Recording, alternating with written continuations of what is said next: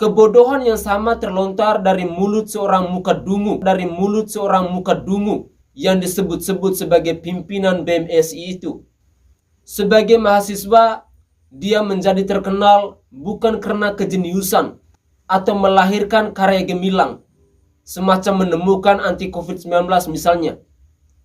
Tapi dia justru mendadak terkenal karena kebodohan dan ketololannya.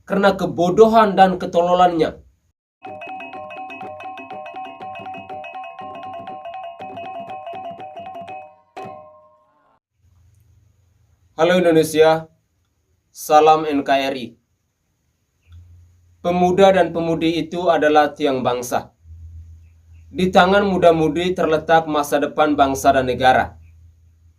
Pertanyaannya, siapakah pemuda dan pemudi itu? Tentu mereka adalah para mahasiswa dan para mahasiswi. Tapi semakin ke sini, hati rasanya menjadi hambar. Lidah pun terasa kaku untuk mengatakan bahwa pemuda dan pemudi itu adalah harapan bangsa dan negara. Merasa malu untuk mengatakan bahwa masa depan bangsa dan negara ini ada di tangan mahasiswa. Malu dikarenakan melihat sepak terjang mahasiswa dan mahasiswi yang akhir-akhir ini sudah tidak nyambung dengan keinginan masyarakat.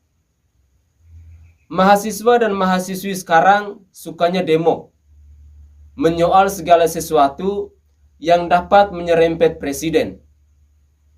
Seolah-olah aksi mereka itu hanya akan menarik perhatian jika sudah bersifat menyerang kekuasaan tertinggi.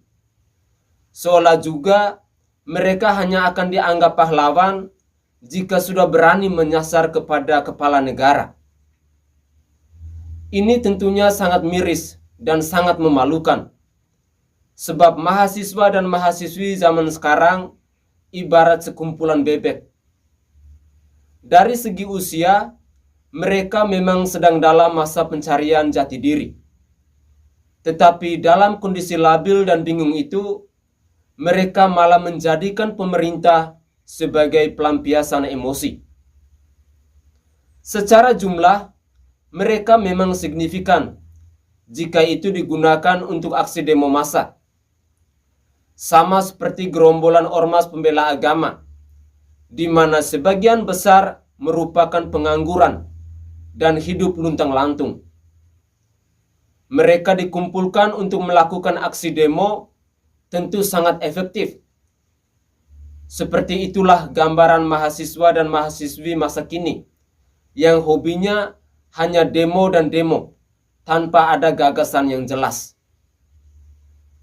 Pada tanggal 11 April 2022 yang lalu, BMSI turun ke jalan untuk memprotes soal wacana pemilu tunda atau perpanjangan masa jabatan Presiden Joko Widodo. Padahal sudah terang benderang bahwa itu tidak benar.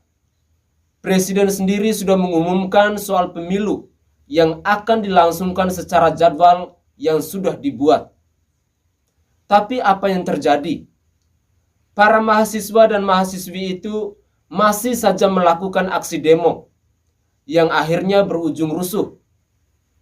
Ditambah lagi tulisan-tulisan spanduk dan poster yang mereka bawa sangat terhina dan sangat murahan karena lebih menonjolkan kualitas seksualitas daripada ilmu pengetahuan yang mereka miliki. Kualitas mahasiswa dan mahasiswi masa kini yang hobi demo itu semakin terlihat kosong ketika seseorang yang katanya ketua BEM se-Indonesia itu menginginkan kebebasan seperti di masa Presiden Soeharto. Menilik dari usianya, oknum ini pasti lahir ke dunia beberapa tahun setelah Soeharto dilengsarkan. Maka menjadi terdengar lucu dan naif saat dia menuntut supaya negara ini dikembalikan ke masa seperti masa Soeharto. Bukan rahasia jika mahasiswa dan mahasiswi yang tergabung dalam organisasi kemahasiswaan yang mencakup seluruh tanah air itu seperti menempatkan diri sebagai mahasewa dari kelompok oposisi. apapun kebijakan pemerintah, mereka seolah-olah siap untuk memprotes dan berdemo walaupun dibayar dengan nasi bungkus yang harganya hanya 5 ribuan itu. Soeharto ketika berkuasa selama 32 tahun itu memang mampu meredam situasi sehingga terasa kondusif, aman dan damai. Dan untuk sebagian besar rakyat yang hanya ingin menikmati hidupnya, tentu kondisi semacam ini sangat dirindukan. Sangat beda dengan zaman sekarang, di mana semua orang bebas mengatakan apa saja tentang pemerintah, bahkan memaki, menghina, dan merendahkan presiden sebagai pemimpin nasional dan orang nomor satu di republik ini. Zaman Jokowi ini, siapapun bebas leluasa menghina dan memfitnah pemerintah. Seperti belum lama ini, istri seorang tentara bernyanyi-nyanyi memperlesetkan lagu dengan mimik wajah yang penuh kebencian terhadap kepala negara. Padahal, jika dilihat dari tongkrongannya, kemungkinan besar wanita yang masih belia ini sama sekali tidak tahu apa-apa selain urusan sumur, dapur, dan kasur. Tetapi dengan bodohnya, dia seolah mengatakan bahwa presiden gagal urus bangsa, tapi malah minta 3 periode. Hal ini pun senada dengan para mahasiswi bodoh dan biadab itu yang lebih mengutamakan 3 ronde daripada harus 3 periode. Lagian, siapa pula yang minta 3 periode? Itu semua sudah jelas, bukan Jokowi yang melakukannya, melainkan orang-orang dekatnya. Jokowi sendiri selalu mengatakan bahwa barang siapa yang mengusulkan perpanjangan jabatan presiden, amandemen Undang-Undang Dasar 1945 untuk 3 periode, hal itu sama saja dengan menampar muka pimpinan nasional itu, atau sedang cari muka. Jadi jelas bahwa Jokowi tidak pernah minta agar masa jabatannya diperpanjang dengan cara-cara yang diusulkan oleh orang-orang dekatnya tersebut. Kebodohan yang sama terlontar dari mulut seorang muka dungu yang disebut-sebut sebagai pimpinan BMSI itu. Dia mengatakan bahwa di masa Soeharto terjamin kebebasan dan kesejahteraan. Bagi kita yang hidup di masa Soeharto, kebebasan berpendapat itu memang mahal. Namun yang membutuhkan kebebasan seperti itu hanya orang-orang tertentu, seperti politikus yang ingin bersuara beda. Kalau mau siap hidup tenang dan nyaman, tinggal membebek saja pada pemerintah. Tidak perlu banyak lagak. Lihat saja, media-media massa pada saat itu tak satu pun surat kabar atau majalah yang berani membuat berita yang miring soal Soeharto dan pemerintahannya. Pernah majalah Tempo dan harian sore Sinar Harapan dihentikan selama-lamanya karena beritanya tendensius soal pemerintah. Tak ada ampun sedikit pun. Itu buktinya bahwa kebebasan berpendapat dalam arti berbeda dengan pemerintah sangat mustahil di era Soeharto.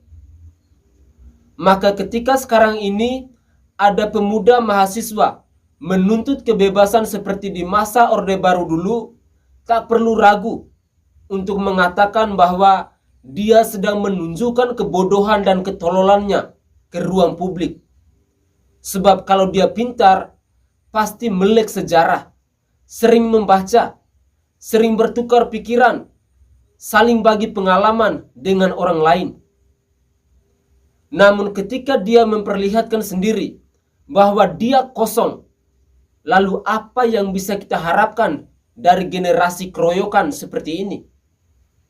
Yang hanya berani berdebat dengan LBP saat mereka berkumpul sebagai massa. Oknum mahasiswa itu kini menjadi buah bibir. Sungguh sangat tragis.